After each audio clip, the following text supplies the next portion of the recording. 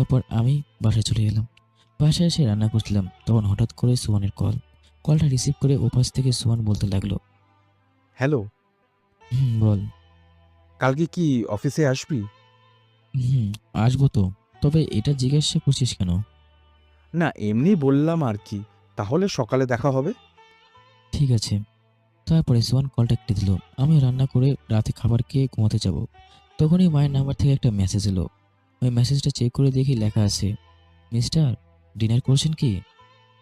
হ্যাঁ, করেছি। এবং এখন আমি আর কথা বলতে পারবো না। সকালে অফিস আছে, তাই তাড়াতাড়ি ঘুমাতে হবে। যা বলার কালকে সকালে বলে। এখন বাই। মেসেজটা পাঠিয়ে দিয়ে ঘুমিয়ে গেলাম। পরের দিন সকালে অফিস যাওয়ার সময় বাসা থেকে বের হয়ে দেখি বাসার সামনে দিয়ে জানা যাচ্ছে। তখন আমি জানাতকে আমার কাছে ডাকলাম। বললাম, এখান দিয়ে কোথায় যাচ্ছ? এই তো ভাইয়া, অফিসে যাচ্ছি। আপনি অফিসে যাবেন না? হ্যাঁ, আমিও তো অফিসে যাওয়ার জন্য বাসা থেকে বের হয়েছি। তাহলে তো একসাথেই যাওয়া যায়, কি বলেন? হুম, অবশ্যই, চলো যাই। তারপরে আমরা দুজন গল্প করতে করতে অফিসে এলাম। অফিসে এসে নিজের ডেস্কে বসি, তখনই পিয়ন এসে বলল, ম্যাম ডাকছে আপনাকে। ঠিক আছে, আমি যাচ্ছি।